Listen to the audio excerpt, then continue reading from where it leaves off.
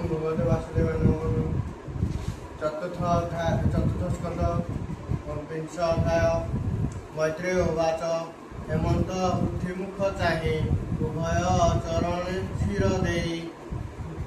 कुपित पुरुष वचने स्वभावे आरुण लोचने हेमंत करी दिव्य स्तुति गुणिक हरि बसुमती अनाथ कोप छाड़ मते उषर अणगली तुते जे आत्मा कारण विचारी संसार सार विश्व हरि चितन कल्पे भिन्ने भिन्ने पुष्कर मधुकर जेने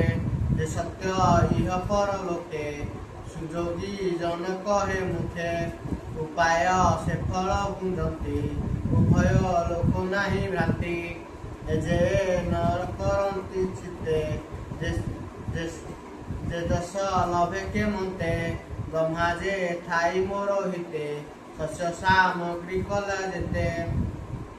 से सर्व मोर देह थिला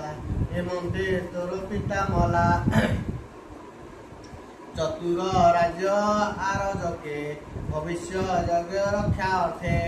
जेते औषधि बीज थिला आरज जोगु नाश गला राजबी जोग सर्वधर्म दुष्टे नाशिले मंद कर्म क्षण विरोधी दुख साही बिखिली धेनु रूप होई से सर्व शस्य रस देते हिरव सन्ति मोर ग्रते देहन करतु जगते दुग्ध से विविधेनु रूपे विविधेनु रूपे क्षीरी भी सर्वशस्य मुहि प्राणी जीवन क्षण रही सर्व कामधेनु रूपे श्रवी भी सर्वजन मुखे तू एबे मोते रक्षा कर धनुआ युद्ध परिहर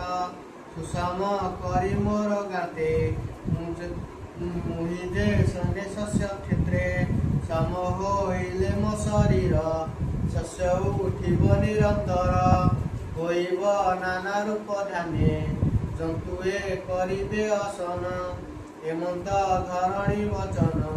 शुणी संतोष पुथ मनकु वर्ष रूप करी भावक हरि दंडधारी तू एबे स्तन्यपान कर